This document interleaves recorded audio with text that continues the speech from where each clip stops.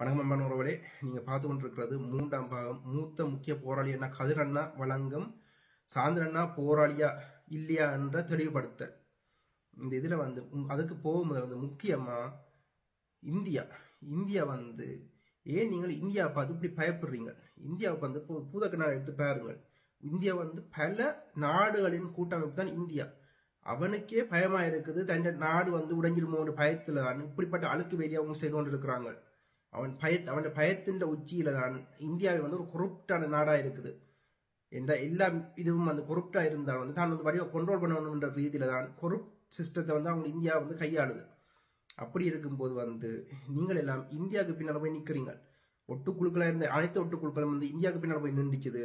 இயக்கம் தனித்துவமா நின்றுச்சுது. இயக்கம் இந்தியாவோட கைப்பொமையா விரும்பையில அதுக்கு மாறா இந்தியா எங்களை நசுக்கும் போது எதிர்த்து போரிட்டு இந்தியா புதுமுறாக பிரமுறை காட்டி ஓட வச்சுச்சுது. இந்தியா அது பலத்த அவமானம். ஏனென்றால் எந்த நாட்டுக்கும் ஏற்படாத அவமானம். சொந்த நாட்டில் இந்தியா தரையிறங்கும் போது அந்த நாட்டு மக்களை அந்த ஆமியை காரி துப்பினார்கள். இந்த நிகழ்வு எந்த வரலாற்றில் நான் எந்த நாட்டிலையும் அதை நான் பார்க்கல. இந்தியா ராணுவத்துக்கு தான் அப்படிப்பட்ட பெரிய பாரிய அவமானம் நிகழ்ந்ததா இது எனக்கு தெரிஞ்ச அளவுக்கு இந்திய ராணுவம் தான் முதலாவதா இருக்குது. சொந்த நாட்டு மக்களாலேயே காரி துப்பின ஆமி என்ற ரீதியில இந்தியன் ஆமி தான் எனக்கு தெரிஞ்ச ஆமியா இருக்குது. அதுக்கு பழிவாங்குற ரீதியில இந்திய ஆமி இப்ப எங்களை தாண்டது. எங்களுக்கு அரணா இருந்தவர்கள் எங்களோட மாவீரர்கள். அரணா இருந்தவர்களையே நீங்கள் அவர்கள புனித நாட்கள்ல மியூசிக் கான்சர்ட் இந்தியா நடத்துது.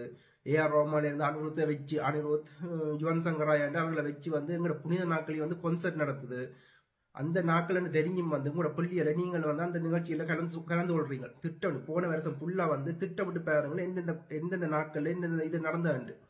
அதே மாதிரி போலித்துவார இப்போ கார்த்திக் மனோகரன் இப்படிப்பட்ட பல பேரை இது இயக்க போகுது. இப்ப சாதனையின் படுகொலையிலேயும் லாபம் கண்டதும் இந்தியா தான், கொண்டதும் இந்தியா தான், லாபம் கண்டிருக்கிறதும் இந்தியா தான். இந்த தான் எங்கள் மீது சுமத்தின குற்றச்சாட்டு நிரூபித்து இனி இந்தியா பரப்புரை செய்ய போகுது. அது உங்களுக்கு தெரியுமா? நீங்க செய்த இந்த வேலையால் என்ன நடக்க போகுதுன்னு உங்களுக்கு விளங்குதான்றது எனக்கு விளங்கல. இந்த இதுல ஒன்னொரு முக்கியமான கேள்வி, இலங்கையில தேசத்துல வீட்டு பக்கமே போகப்படாமல் தடுத்து வச்சிருந்தவங்க இந்த இதுல எப்படி போலீஸ் பாதுகாப்போட சாந்தனின் உடல போலீஸ் பாதுகாப்போட தேசத்த வீட்டு இல்லத்து தேசத்த இல்லமில்ல தேசத்த சகோதரியின் இல்லத்துல தேசத்தை இல்ல தேசத்த ஒரு இதுவும் இல்லாத ஒரு உன்னதமான தலைவர் தேச தலைவர். அவற்ற குடும்ப இந்த இதுல வீட்டுல அந்த சாந்தனின் உடலையும் கொண்டு போற அளவுக்கு இலங்கை ராணுவமும் இந்திய ராணுவம் விட்டு இருந்துச்சேன்டா அதுக்கு பின்னாடி அரசியலையும் நீங்கள் விளங்கிக் கொள்ளுங்கள்.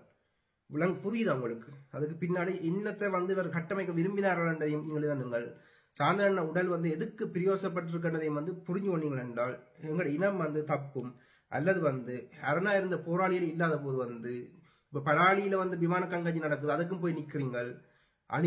எங்களை கொண்டு போட்டு அழிச்ச விமான கண்காட்சி அவங்க அந்த விமானங்களை வச்சு கண்காட்சி செய்யறாங்க. அதுவும் புனித தினத்துல அதையும் செய்யறாங்க. அந்த தினத்திலையும் நீங்க போய் பார்வையாளர்களா போய் நின்று அதையும் இதன்றீங்க. உங்களை என்னன்னு சொல்றேன்னு தெரியல. தொடர்பு போராளி மிச்ச பாட்டுல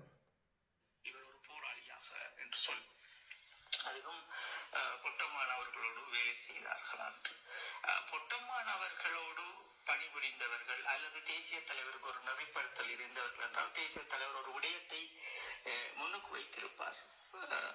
இந்த தாக்குதலை நாங்கள் தாக்கவில்லை, அப்பாவியான எங்கள் உறுப்பினர்களை நீங்கள் கைது செய்திருக்கின்றீர்கள் என்கின்ற ஒரு விடயத்தை தேசிய தலைவர் அன்றை எங்களுடைய தலைமைச் செயலகம் ஊடாக அதை வெளிப்படுத்தியிருப்பார்.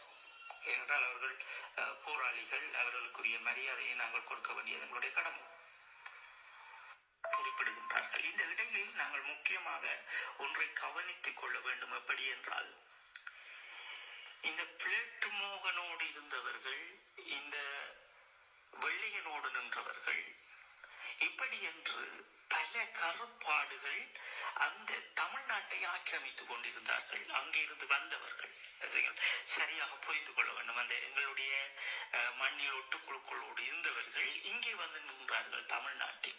அதனாலதான் எங்களுடைய போராளிகள் யாருமே தமிழ்நாட்டில் இல்லாத அளவு தேசிய தலைவர் பார்த்து கொண்டுதான். அதை விட குமரபாபுலேந்திரன் அவர்களுடைய கைதுகளும் அந்த இழப்பின் பிறகும் நாங்கள் தமிழ்நாட்டை தேசிய தலைவர் அவர்கள் எப்போதும் தனக்குள் வைத்திருந்தவர் கிடையாது. என்றால் நீங்கள் இறுதி கட்டத்தில் கூட இந்த பேச்சுவார்த்தை காலங்களில் நீங்கள் பார்த்திருந்தீர்கள் என்றால் நாங்கள் உலக தேசத்தோடு தான் அந்த மத்தியஸ்தத்தை வைத்திருப்போம். அதான் தேசிய தலைவனுடைய அந்த ஒரு நல்ல துல்லியமான அந்த அரசியல் சிந்தனை என்பதும் நாங்கள் புரிந்து கொண்டோம்.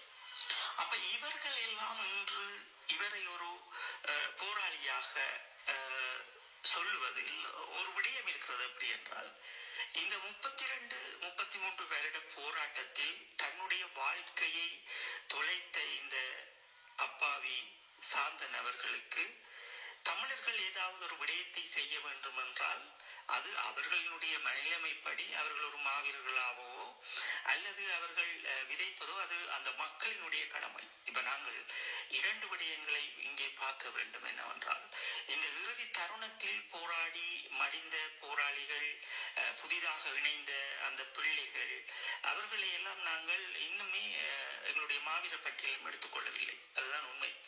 அதே போல் இந்த மண்ணிற்கு ஒரு நீண்ட நெடுங்காலம் போராடியவர்கள் இன்று தங்களுடைய உயிர்களை திறக்கின்ற போது அவர்களை நாங்கள் எந்த வகையிலும் கௌரவித்தவர்கள் கிடையாது. ஆனால் நான் கடந்த காலங்களில் புலம்பெயர் தேசங்களில் இப்போது வாழ்வதால் நான் பார்த்தேன். எப்படி என்றால் ஒரு தமிழீழ விடுதலை புலிகளின் மாவீர நாளுக்கு காசு சேர்க்க சென்றவரை கூட இவர் போராட்டத்திற்காக அதை செய்தார் இதை செய்தார் என்று கௌரவித்து புலிக்கொடியை போட்டிருந்தார்கள். ஆனால் இதே எங்களுடைய மண்ணில் போராடிய பெண் போராளிகளும் ஆண் போராளிகளும் அனாதைகளாகத்தான் தங்களுடைய உயிர்களை துறந்திருக்கின்றார்கள். ஆயிரக்கணக்கானோர் துறந்து கொண்டிருக்கின்றார்கள். அப்ப நாங்கள் எந்த இடத்தில் பிழை விடுகின்றோம் என்பதை நாங்கள் உன்னிப்பாக பார்க்க வேண்டும். அப்ப களமுனையில் நின்று தங்களை அழித்தவர்கள், தங்களுடைய வாழ்வை தொலைத்தவர்கள் அனாதைகளாக செத்து போகின்றார்கள். யாரோ எல்லாம் இன்று தங்களை ஒரு போராளியாகவும் தங்களை ஒரு மாவீரராகவும் தங்களை இந்த நாட்டுக்குரியவர்களாகவும் புலிக்கொடியை போட்டி கௌரவிக்கின்றார்கள். இது இந்த சமூகம் நாங்கள் ஒதுங்கி இருப்பதற்கு இதுதான் முக்கிய காரணம். நாங்கள் இந்த சமூகத்தை விட்டு ஒதுங்கி இருக்கின்றோம் என்றால் அவர்கள் போராடியவர்களுக்கு எவ்விதமான ஒரு மனதில் ஒரு நல்ல விடயத்தை கூட அவர்கள் வைத்திருக்கிறார். பேச்சுக்காக சொல்லுவார்கள், ஓம் நீங்கள் போராடினீர்கள் எங்களுடைய காவல் தெய்வங்கள் அதுகள் என்று சும்மா சொல்லுவார்கள். ஆனால் அங்காலே சென்று அப்படி சொல்ல மாட்டார்கள். அப்ப அந்த மரியாதையை கொடுக்க தெரியாத இந்த சமூகம் இன்று சாந்தனுக்கு இந்த மரியாதையை கொடுக்கின்றார்கள். இது அது அவர்களின் விருப்பம். என்று சாந்தனை இழந்து நிற்கின்ற அவருடைய தாயாக இருந்தாலும் சரி, அவருடைய சகோதரங்களாக இருந்தாலும் சரி, உற்றார் உறவினர்களாக இருந்தாலும் சரி, அவர்களுக்கு நாங்கள் கண்ணீர் வணக்கத்தை தெரிவித்துக் கொள்ளுகின்றோம். ஒரு உயிர் பிரிந்திருக்கிறது, ஒரு தமிழனினுடைய உயிர் பிரிந்திருக்கிறது, ஒரு தமிழனை இந்திய அரசாங்கம் வஞ்சிக்கிறது. அது உண்மை, அதை யாராலும் மாற்றிவிட முடியாது. ஆனால் இவர்கள் இப்ப ஒரு சாந்தன் அவர்களை ஒரு பொதுமகனாக இத்தனை காலம் தன்னுடைய வாழ்க்கையை சிறையில் கழித்தார், இந்தியா செய்த துரோகத்தால் நாங்கள் அவர்களை ஏற்றுக்கொள்கின்றோம் என்று எங்களுடைய மக்கள் மாவீர துயிலமில்லத்தில் விதைப்பது அது அவர்களுடைய பெருந்தன்மை, அந்த மக்களினுடைய பெருந்தன்மை. அது ஒரு விதமாக இருக்கலாம். ஆனால் ஒரு போராளி இல்லாதவரை போராளி என்று சொல்லுவதுதான் இங்கே இருக்கின்ற பிள்ளை. அப்ப இவர்கள் குறிப்பிடுகின்றார்கள் சாந்தன் பல களமுனைகள் நின்றதாக. பல உண்மையை சொல்ல போனால் சாந்த அந்த காலத்தில் வெறும் 75,000-80,000 இலங்கை ரூபாய் இருந்தால் ஒரு ஆள் வெளிநாடு வர முடியும். அப்படித்தான் வெளிநாட்டில் இருக்கின்றவர்கள் வந்து சேர்ந்தார்கள். அப்ப அவர்கள் எப்படி வருவார்கள் என்றால் இந்த கப்பல் மூலம் வருவார்கள், கடலில் ஓடுகின்ற கப்பல் மூலம் வருவார்கள். அப்ப இந்த கப்பலில் வர வேண்டும் என்று சொன்னால் ஒரு டெக்னாலஜி அதை பற்றி படித்திருக்க வேண்டும், ஒரு இன்ஜினோ எதே ஒன்றை பற்றி படித்திருக்க வேண்டும். அப்ப சாந்தனுடைய அந்த ஏஜென்ட் அவர் அதை சொல்லுகிறார். எப்படி என்றால் நீங்கள் இங்கே நின்று படித்து அதுக்கு ஒரு சான்றிதழ் தீங்கள்தான் நாங்கள் இந்தியாவில் இருந்து போற சரக்கு கப்பல்களோடு உங்களை நான் இறக்கி விடுவேன் என்பதுதான் அவர்களுடைய அந்த வெளிநாட்டு பயணத்திற்குரிய முறையும். அது அவர்களுடைய குடும்பம் அவரை அனுப்பி வைத்தது. இது அவருடைய தாக்கி தெரியும். இன்று இந்த குழப்பங்கள் எதற்காக என்பது ஒரு நகைச்சுவையாகவும் ஒரு வேடிக்கையாகவும் இருக்கிறது. ஏன் இப்படி இந்த இனம் ஒரு இல்லாத பொருளாத வார்த்தைகளை துவாரகா போல்றான், துவாரகா போல் அடுத்த நான் துவாரகாயா என்று சொல்லுகின்றதும் போலியானவர்களை கொண்டு வருவதற்கும் அப்படி எத்தனிப்பார்களோ அப்படித்தான் இதையும் நாங்கள் அப்படித்தான் பார்க்க வேண்டும். ஒரு தமிழனினுடைய இறப்புக்கு நாங்கள் கண்டனம்